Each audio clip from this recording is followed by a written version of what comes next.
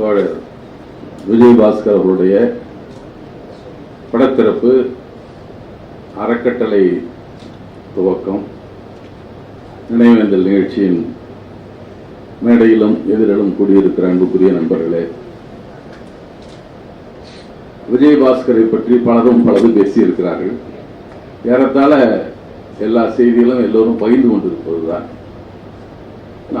அவரை நேரடியாக சந்தித்து பேசியது என்பது அவருடைய திருமணத்திற்கும் அப்போதுதான். அதுக்கு முந்தி உரையாடல் தான், கைபேசியில் பேசுகிற உரையாடல்கள் தான். ஆனால் அப்போது அந்த நிகழ்ச்சிகளை தோழர் மதிமாறன் அவர்கள் சொல்லியிருக்கிறார். அவர் சிங்கப்பூரில் பணியாற்றிய போது அதை எப்படி நம்ம கருத்துக்களை எல்லாம் பரப்புவதில் அக்கறையோடு இருந்தார், அதற்கான அமைப்புகளை கண்டார். அப்போது அதிகமாக அவர் எல்லா இதுலேயும் தோழர் மதிமாறன் அவருடைய நூல்களை, அவருடைய இதெல்லாம் கூட ஒரு அதை சேர்த்து எல்லோரிடம் கொண்டு போய் சேர்ப்பார். கூட்டம் மட்டுமில்லை, அப்படி இருந்த நண்பர் தான். அந்த திருமணத்துக்கு போகிற போதே, எங்களுக்கு வண்டியில் போகிற போதே நாங்கள் 2 பேரும், தோழர் வந்தார், பேசிக்கொண்டே போகிறோம். அப்போதுதான் ஊருடைய சூழல் முதல் தெரிகிறது எங்களுக்கு. எப்படிப்பட்ட ஊர் என்பதை அவர் சொல்லுகிறார், என்ன ஆதிக்க உணர்வோடு இருப்பவர்கள் என்பதை சொல்லுகிறார். இதோட போய் வீட்டில் அமர்ந்தவுடனே நாங்களா புரிந்து கொண்டோம். நாங்கள் மட்டும்தான் இயல்பாக இருந்தோம், எல்லோரும் இறுக்கமாகத்தான் இருந்தார்கள் அங்கு. ஆனால் விஜயபாஸ்கர் அங்கிருந்து இளைஞரோடு அவர் கொண்டிருந்த நட்பு, உறவு, அந்த பகுதிக்காக அவர் செய்திருக்கிற செயல்பாடுகள், இதெல்லாம் இளைஞர்களுக்கு அவர் மீது கொஞ்சம் ஈர்ப்பு இருந்தது என்பதை அங்கு தெரிந்தோம். அந்த நிகழ்ச்சி நடந்தது.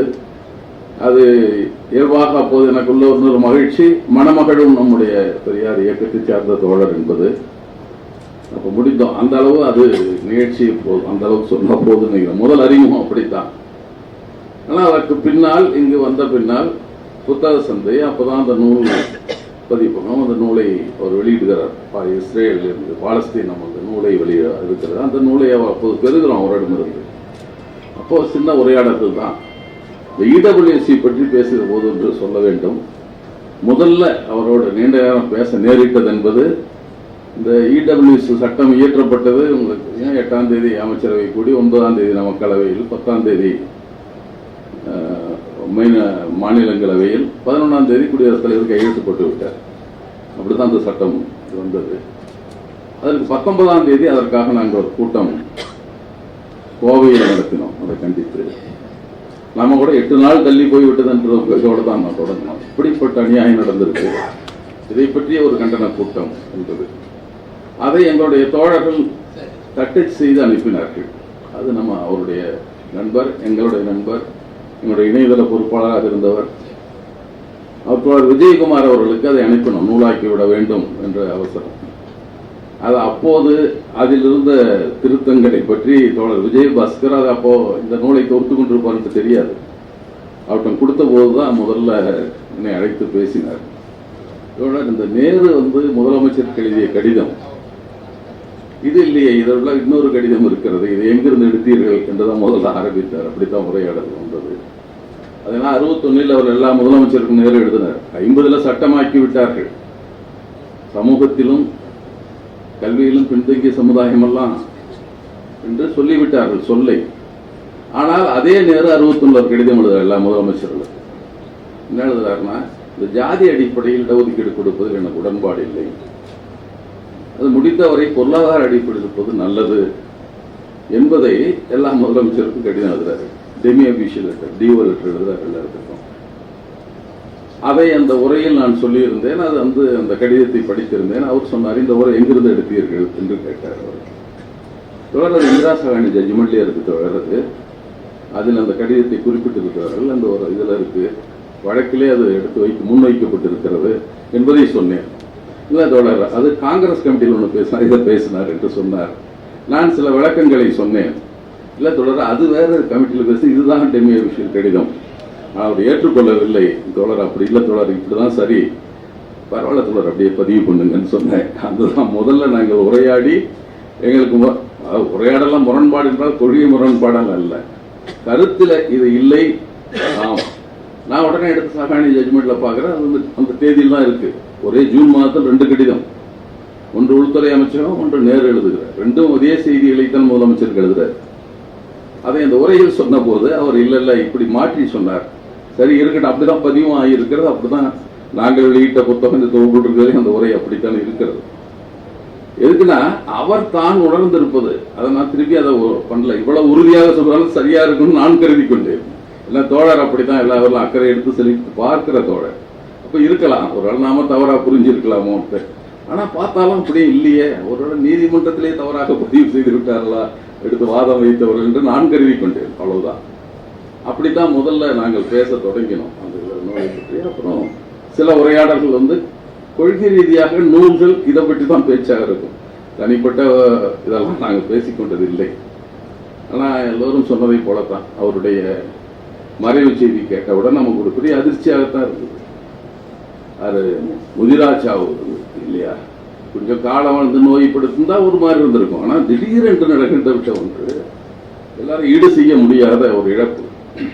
ஆனால் சொன்னாங்க அதை, ஆனால் நாம் ஈடு செய்ய வேண்டிய இழப்பு. அப்போ அதை நாம் நினைக்கிறது தான் அவருடைய நினைவேந்தல் சரியான செய்தியா இருக்கும். ஈடு செய்ய முடியாத இழப்புன்னு போயிட்டே இருந்துட முடியாது. அவர் இழப்பை நாம் ஈடு செய்தாக வேண்டும். அதற்கு உழைப்பு. தோழர் பேசுறப்ப ஐடியில் வேலை செய்கிற ஒருத்தருக்கு என்ன நெருக்கடி இருக்குன்னு தெரியும், இவ்வளவு வேலை சுமை இருக்குன்னு தெரியும்.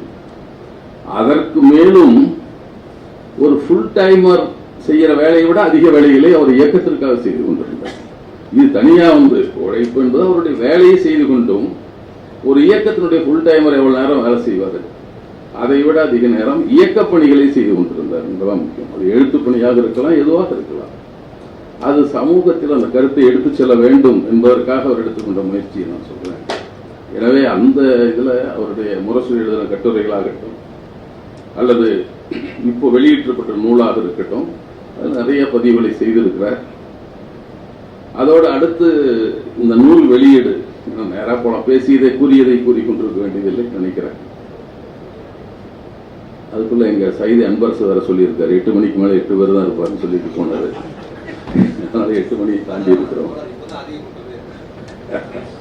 தெரிந்தவர் இந்த புத்தகத்தை வெளியிடுவது என்பது நம்முடைய செய்திகளை வெளியே எடுத்து செல்வது என்பதற்கு நம்ம இயக்க முன்னோடிகள் பல முயற்சி. நம்முடைய நீதி கட்சி அவங்க 7 ஆங்கில ஏடுகள் அவங்க தொடங்கி நடத்தி இருக்கிறார்கள். ஆனா பெரியாரை பொறுத்தவரை பெரியார் இயக்கம் தொடங்கி அப்போ அவரே எழுதுறாரு, 7 விழுக்காட்டினர் தான் படித்தவர்களாக இருந்த காலகட்டம். அதுல படிக்கிறதுக்கு என்ன அளவுகோல்னு நமக்கு தெரியாது. அவ்வளவு பேர் இருந்தப்பதான் குடியரசு தொடங்கினாரு. 3 ஆண்டுகளில் ரிவோல்டட் ஆரம்பிக்கிறார், ஆங்கில ஏடு ஒன்று தொடங்குகிறார். எதுக்குன்னா அதை எல்லாருக்கும் போகணும் இல்லை, நம்மை தவிர மாநிலத்திற்கு செல்ல வேண்டும். அதை விட நம்ம ஆட்சி புரிந்தவர்கள் நம்ம செய்தி தெரியும். அது இந்தியாவில் இருக்கிற பல அறிஞர்களை போய் எட்டி இருக்கின்றது. பல எடுத்துக்காட்டு சொல்லுவாங்க. ஒரு எடுத்துக்காட்டு அண்மையில் அம்பேத்கர் நூல்கள்லாம் மொழிபெயர்த்து இப்போ ஆங்கிலத்தில் வந்திருக்கிறது. பகிஷ்கிருத பாரத்தை 4 இந்த கட்டுரைகள்லாம் 4 தொகுதியாக போட்டிருக்காங்க. மூக்நாய்க்கு போட்டிருக்காங்க. இதெல்லாம் புத்தகம் போட்டிருக்காங்க. அதுல படிக்கிறப்ப ஒரு செய்தியை நான் பார்த்தேன். பெரியார் தென்னிந்திய சீர்திருத்தக்காரர்கள் மாநாட்டில் பேசுறாரு. நவம்பர் 26ஆம் தேதி 1928 பேசுகிறார். அந்த உரை குடியரசுல டிசம்பர் 2ஆம் தேதி 9ஆம் தேதி வருது. அதை மொழிபெயர்ப்பு ரிவோல்ட்ல போடுறாங்க, 12ஆம் தேதி போடுறாங்க. அம்பேத்கர் அந்த உரையை பற்றி 21ஆம் தேதி பகிஷ்கர் பாரத் எழுதியிருக்கிறார். அந்த உரையில் நாம் கருதுகிற அதே கருத்தை ராமசாமி நாயக்கர் தமிழ்நாட்டில் நடந்த ஒரு சென்னை மாநாட்டில் இதை பேசியிருக்கிறார் என்று சொல்லி வழக்கமாக நாம் சொல்லுவோம் இல்ல, கிணத்தில் தண்ணீர் எடுக்கக்கூடாது, தெருவில் நடக்கக்கூடாது என்று இந்த உலகத்தை பூகம்பத்தால் எரிக்க செய்யாமலோ, எரிமலை குழம்பால் எரிக்க செய்யாமலோ, பூகம்பத்தால் தோளாக்க செய்யாமலோ, பூமி படைவில் பிளவ செய்யாமல் இருக்கிறது என்று பார்த்த பின்னாலும் கடவுள் ஒருவர் இருக்கிறார், அவர் கருணைய வடிவானவர் என்று நம்புகிறீர்களா என்று சொல்லுவார். இன்னும் அதுக்கு மேல சொல்லுவார், இந்த நாட்டை ஆண்ட அரசர் காந்தி விருது ராமராஜ்யம் சொல்லிட்டு இருக்காரு. ராமராஜாட்சி, ஹரிச்சந்திர ராஜ்யம், தமிழ்நாட்டில் இருந்த அரசர்களாட்சி எல்லாத்திலையும் நம்ம கீழானவர்களாக, தீண்டத்தார்களாக, உரிமை மறுக்கப்பட்டவர்களாக இருந்திருக்கிறோம். இன்னும் இவங்க வேற சுயராஜ்யம் ஒன்று பேசிட்டு இருக்காங்க என்று பேசுகிறார். இந்த 2 பத்தி எடுத்து அவர் போடுறார். இப்ப ஆங்கிலத்தில் எழுதப்பட்டதால் அது எப்படி விரைவாக போகிறது?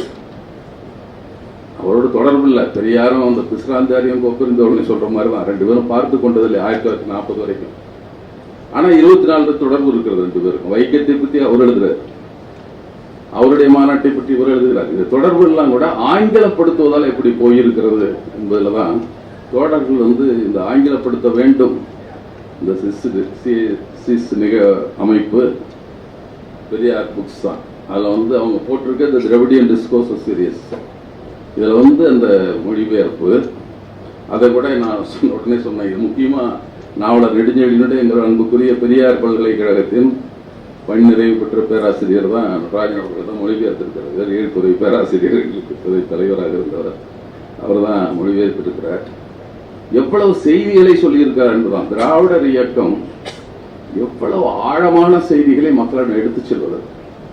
இப்ப நம்ம இந்தியை பத்தி பேசிட்டு இருக்கோம். அது உருவாக்கப்பட்ட மொழி, அது ஒருத்தர் உருவாக்கினாரு என்பதை நாம் சொல்லிக் கொண்டிருக்கிறோம். ஆனா அதான் அப்ப எழுதுறார் நெடுஞ்செழியன். இப்ப நாம் பேசிக் கொண்டிருக்கிற செய்தியை அப்போது எழுதுகிறார். ஜான் கில்ஜர் கிரைஸ்ட் என்பவர் தான் அந்த மொழியை உருவாக்கினார் என்று சொல்லுகிறோம். அதோட விட்டுருந்தா பரவாயில்ல. அவர் அது இப்போ பேசுறேன். இப்ப அண்மையில் பல கட்டுரைகள் அதை பற்றி வந்துருச்சு. அதுல அந்த இந்தி பிரச்சார சபை கூட்டத்தில் போய் ராஜேந்திர பிரசாத் பேசுறாரு. அதுல சொல்றாரு, அதுல அந்த அவர் பேசின பேச்சை அவர் சொல்லுகிறார். இப்போ ஹிந்தி சாகித்ய சம்மேளனத்தில் 1936 பாபு ராஜேந்திர பிரசாத் ஒரு இந்தி வரியர் அவர் பேசுறாரு. அவர் பேசுறப்ப அவர் சொல்றாரு, what is given in the books as Hindi is the mother tongue for very few. சொல்லிட்டு இருக்காங்க இந்தி இந்தினால கொஞ்சம் பேருக்கு அது அவங்க தாய்மொழி தான் அது என்று இந்தி சாகித்ய சம்மேளனில் பேசுகிற ராஜேந்திர பிரசாத் பேசுனத அது நிறைய செய்தியை சொல்லலாம். எத்தனை செய்திகள் அதில் பதிவு செய்திருக்க என்பது ஆச்சரியமா இருக்கு. எங்கெங்கடா இவங்க பிடிச்சாங்க. அதுல ஹிந்தி அதுல ஒரு ராஜேந்திர பிரசாத் இன்னொரு இடத்துல பேசுறாரு, Hindi is an artificial language என்று பேசுகிறார். ராஜேந்திர பிரசாத் பேசுறாரு. சாப்ரு என்ற ஒருவர் பேசுகிறார், a newly formed language என்று பேசுகிறார். இத்தனை மேற்கோள்லாம் திரட்டி நாவலர் நெடுஞ்செழியன் 1948 இந்த புத்தகத்தை எழுதுகிறார். 10 ஆண்டுக்கு முன் அந்த இந்தி போராட்டம் இப்போது மீண்டும் 2வது போராட்டம் 48 அதை யாரும் அதிகம் பேசாத போராட்டமாக இருக்கிறது. ஆனா மோசமாக அடி வாங்கினது உதவானதும் அந்த போராட்டத்தில் தான். அது என்னவோ பதிவே இல்லாம போயிடுச்சு 48. ஆனால் அதை பற்றி எழுதுவது என்ன, அந்த நூலை ஆங்கிலத்தில் கொண்டு வருகிற போது இப்போ இருமொழி கொள்கையை பல பேர் பேச தொடங்கிவிட்டார். இப்போ பல மாநிலங்கள் அதை பற்றி பேசுகிறது. ஆதங்கத்தோடு பல பேர் இருந்தார்கள். இப்போ நடைமுறைக்கு வந்தது அவங்கெல்லாம் மகிழ்ச்சி அடையக்கூடும். நான் பல நேரங்கள் சொல்றேன். நான் கொஞ்ச காலம் புனேவில் ரயில்வே கான்ட்ராக்ட் பண்ணிட்டு இருந்தோம். அப்போ 70 கடைசியில் அந்த சமயத்தில் என்னோட தொடர்வண்டியில் பயணம் பண்ண ஒரு பேராசிரியர் பேசிக் கொண்டிருந்தார். முதல்ல என்ன மதராசியானாரு, அடுத்தது தமிழான்னு கேட்டாரு. ஆமாண்ண, உங்க மேல எனக்கு ரொம்ப மரியாதை உண்டுங்க. என்னங்கன்னு கேட்டா, இந்தி உங்க நாட்டில் வராம பண்ணிட்டீங்கல்ல என்று சொன்னார். அவர் பிசிக்ஸ் ப்ரொஃபஸர். அவர் அப்போ இது சொன்ன உடனே சொன்னேன், எங்க நாடு கிராமத்துல மட்டும்தான் மராட்டி பேசுறோம், நகரங்கள்லாம் ஹிந்தி ஆயிடுச்சுங்க. ஆனா நீங்க தடுத்துட்டீங்களே, உங்க தமிழையே அழிச்சிருப்பானுங்க அவனுங்க நீங்க தடுக்காம இருந்தா. எங்க ஆளுங்க எப்போ உணர்வாங்களோ, அவர் 70 பேசுனத 2025 தான் உணர்ந்திருக்கிறார்கள். இருமொழி கொள்கை இப்போதான் மராட்டி ஏற்றுக்கொண்டிருக்கிறது. உங்களுக்கு கர்நாடகாவில் தெரியும், 2017 நம்முடைய இப்போது முதல்வர் இருக்கிற அப்போ முதல்வர் தொடர்வண்டியெல்லாம் இருக்கிற இந்திய எழுத்துக்கள் அழியுங்கள் என்று ஆணை பிறப்பித்தார். இங்க நம்ம போராட்டமாக அழிச்சோம். ஒரு அரசாணை பிறப்பித்து அழிக்க சொன்னார் சித்தராமையா, அப்போ முதலமைச்சராக இருந்தார். இப்போ சொன்னாரு, இதை தமிழ்நாடு 1967 செய்து விட்டது, நாம் 50 ஆண்டுகள் கழித்து இப்போ 2017 இதை பேசிக் கொண்டிருக்கிறோம் என்று சொன்னார். இப்போ இந்த சிந்தனைகள்லாம் இன்னும் கொஞ்சம் முன்னாலே ஆங்கிலத்தில் போயிருந்தார். அப்போ இந்த முயற்சி இப்படிப்பட்ட பல ஏடு புத்தகங்களை மொழிபெயர்த்து அவர் சொன்ன மாதிரி ராஜாராம் அவருடைய தீசிஸ் அது போட்டிருக்காங்க. அதை முத்துசாமி பிள்ளை, பண்டித முத்துசாமி பிள்ளையினுடைய நீதி கட்சி வரலாற்றை பற்றி,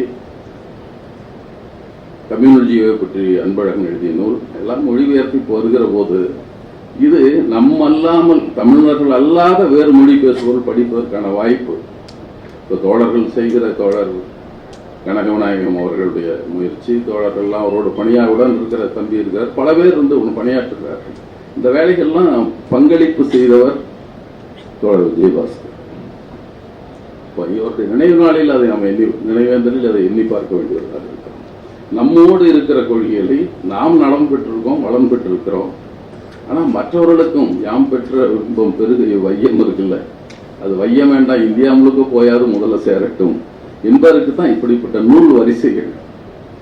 இது வந்து அவருடைய நினைவு நாளில் அதையும் நாம் நினைவேந்தல் அதையும் நினைவு கூர்ந்து, மற்ற பேசி செய்திக்கெல்லாம் நான் உடன்பாடு என்று மட்டும் நான் சொல்லணும், வேற என்ன சொல்வது.